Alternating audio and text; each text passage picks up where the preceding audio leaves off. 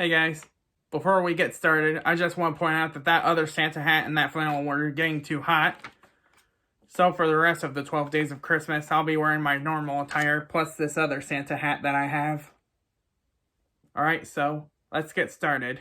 Number 11, Aladdin and the King of Thieves. This movie takes Return of Jafar and turns it over its head because it addresses some of the issues that Return of Jafar had, such as a lack of original music. This movie also features the return of Robin Williams as the Genie, after Joe Roth, chairman of Disney at the time, apologized to him after using him for commercial gain for the first movie. Just goes to show that you don't need expensive gifts to make things better. Sometimes a simple apology is all you need.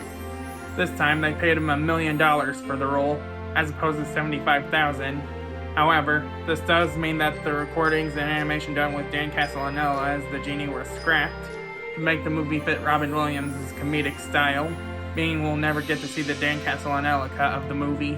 The movie still uses cell ink and paint like Return of Jafar.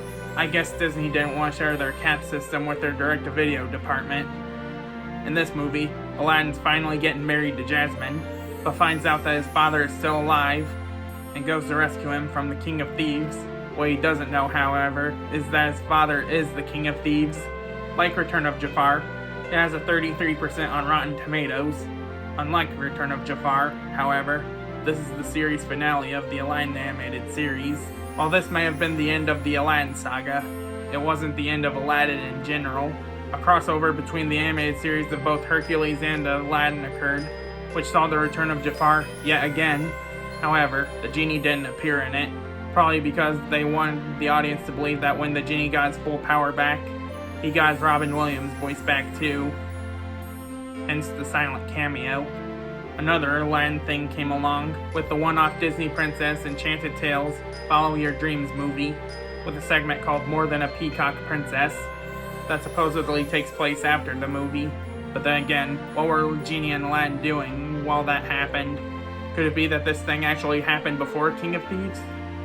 Could Aladdin have been helping Genie get his full power back, which is why he's as powerful in this movie as he was in the original? Just a guess. Obviously, the Genie is the most popular character in Aladdin, and Disney used him in a lot of educational spots for ABC's programming block one Saturday morning, called Great Minds Think for Themselves, with Williams returning to voice the character. With that info, you'd think there'd be more than 30 hours of Robin Williams' recordings as the Genie. Technically less than more than 30 now that one of those recordings got used for Once Upon a Studio. I honestly would have ranked this movie higher, because I like this movie better than the next one on the list. But they had to ruin it with one thing. They didn't get Eric Goldberg back to animate the Genie for this. I know he was working on Hercules at the time, and he could only do so many jobs at once, but they should have at least got his assistants to work on the Genie for this movie, especially since they got Robin Williams to voice the Genie again. Well, at least Eric and Robin got a reunion of animator, character, and voice actor in Once Upon a Studio.